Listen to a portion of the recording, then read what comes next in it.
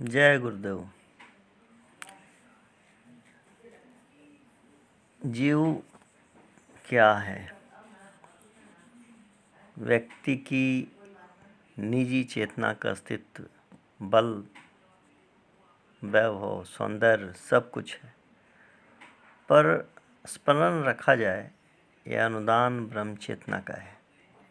यहाँ ब्रह्म चेतना से ब्रह्मांडीय चेतना में जो थोड़ा सा अंतर है उसे भी समझ लेना चाहिए। ब्रह्म चेतना वह है जिसे विशुद्ध चेतना कहा जाता है। आत्माओं का समष्टि रूप परमात्मा है। इसी को विराट ब्रह्म या विश्व मानव कहते हैं। ब्रह्मांडीय चेतना से तात्पर्य प्रकृति के अंतराल में सन्निहित भौतिक सामर्थ्य है। यही पिंड और ब्रह्मांड के विभिन्न हलचलों का स्रोत होता है। एनर्जी, फोर्स, पावर, ऊर्जा आदि अनेकों नाम से उसे हम पुकार सकते हैं। वैज्ञानिकों का शोध क्षेत्र यही है। वे इसी समुद्र में गोते लगाकर कई प्रकार के रत्न ढूंढते हैं और आविष्कार करते हैं।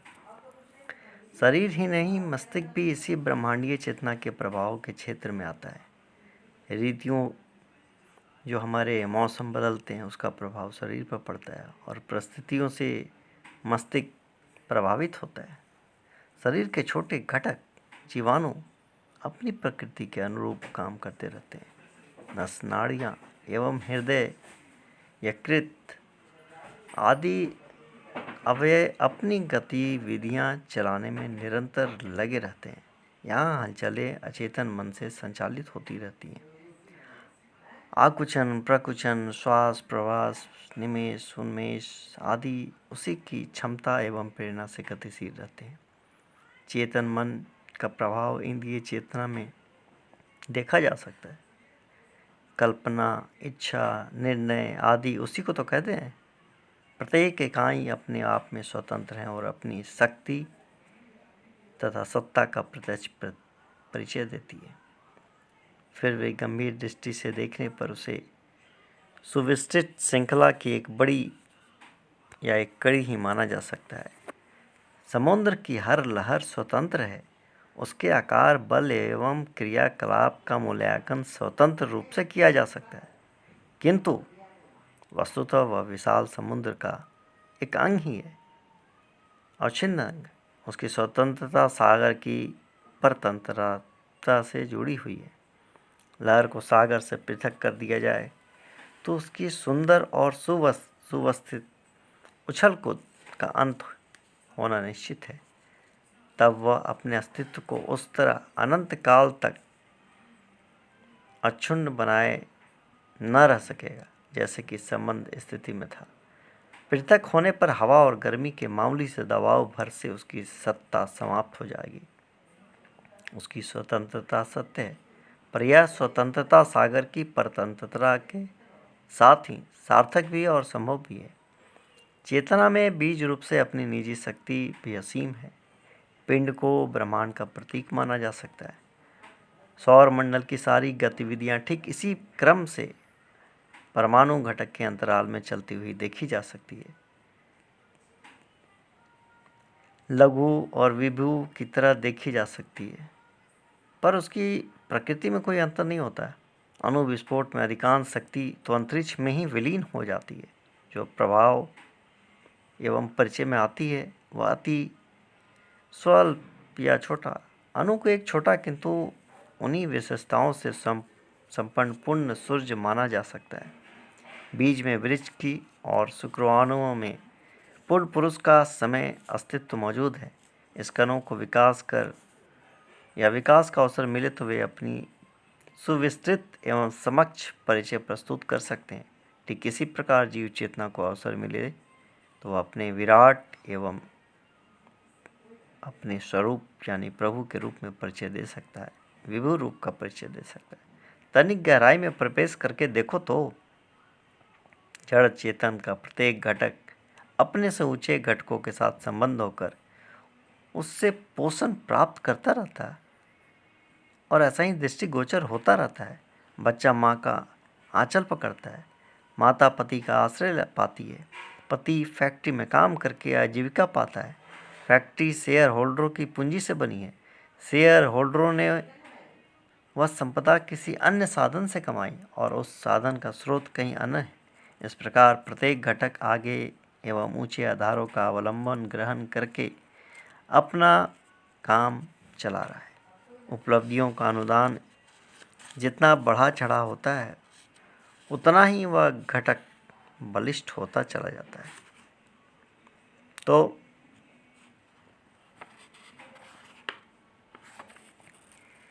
इस तरह ही कह सकते हैं कि अणुओं को पृथ्वी की आकर्षण शक्ति से परिभ्रमण की क्षमता प्राप्त होती है।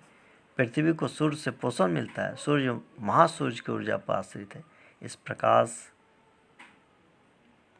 या यह क्रम बढ़ते बढ़ते ब्रह्मांड में व्यापी या ब्रह्मांड ऊर्जा की सुविस्तृत छत्र छाया तक पहुंचा जा सकता है और वहां से क्रमशः छोटे को उससे छोटे को प्रत्यक्ष मिलता चला जाता है।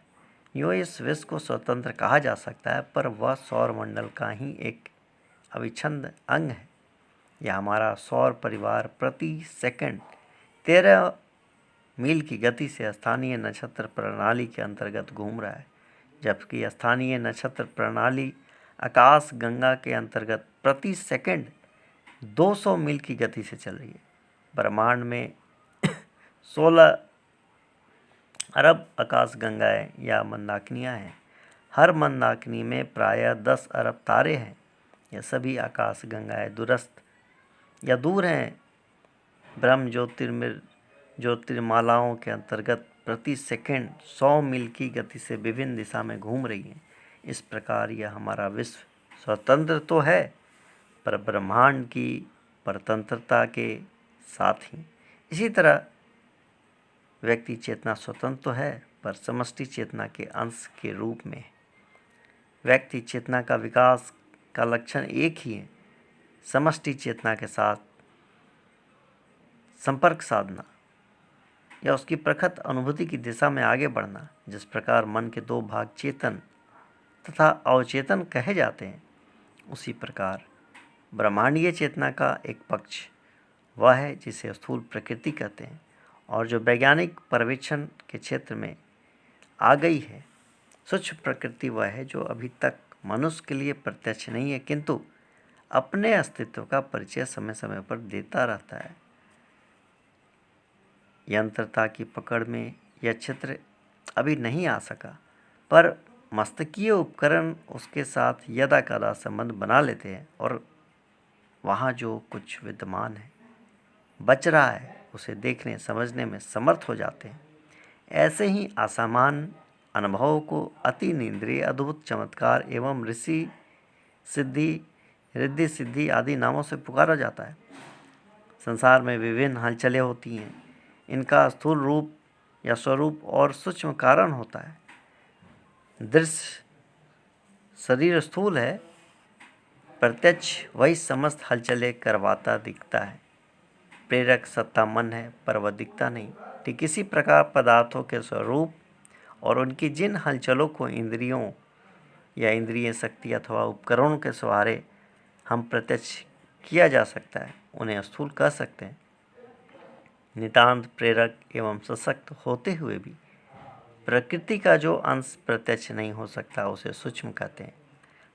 समष्टि मन तत्व को सूक्ष्म कह सकते हैं तथा प्रकृति के वे प्रभाव जिनमें घटनाओं की भूतकालीन वर्तमान की तथा भावी संभावनाओं की छायाएं काम करती रहती हैं, ब्रह्मांडीय चेतना के प्राकृतिक क्षेत्र के अंतर्गत आती हैं। कारखाने में लगी मोटर चलती तो स्वयं ही है, उसी की बिजली उसे चलाती है, पर वस्तुतः वह दूरवर्ती किसी बड़े बिजली घर के तारों द्वारा संबंध होती है। बड़ा बिजली घर ही इस छोटी मोटर को आवश्यक मात्रा में शक्ति प्रदान करता है और उसी के सहारे वह अपनी गतिविधियों को संचालित कर सकने में समर्थ होती रहती है। व्यक्ति की सूक्ष्म या व्यक्ति की आप कह सकते हैं कि स्थूल सत्ता शरीर और मन में काम करने वाले ये हलचलें, जिन्हें जीवन यात्रा के लिए अभिष्ट कहा जा सकता है, भौतिक प्रकृति के अंतराल में काम करने वाली ब्रह्मांडीय चेतना का अनुदान ही समझा जाना चाहिए। एक जेकब यहूदी विचारक ने कहा कि ओ मर्द, तुम जीवन से खेलो, खतरों की तलाश करो, अगर वह ना मिले तो उसे जन्म दो। अथाह में झांको, डरो और हंसो। ओ मर्द, जीवन से खेलो, अपने आप से खेलो, अपनी कामनाओं से खेलो, तर्क बुद्धि के शिखर पर चढ़ जाओ, फिर उसकी हंसी के साथ तुम भी हंसो। ऊंचाई नीचाई तुम्हारे लिए विनोद बन जाएगी, जीवन तुम्हारे लिए एक खेल बन जाएगा। बहुत ही अच्छी बात कही है ये जेकब जी ने।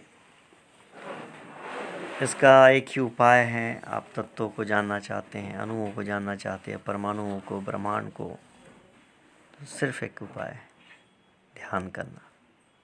आप कुछ ना करो, सुबह शाम 15 से 20 मिनट अपने मन को एकाग्र करो।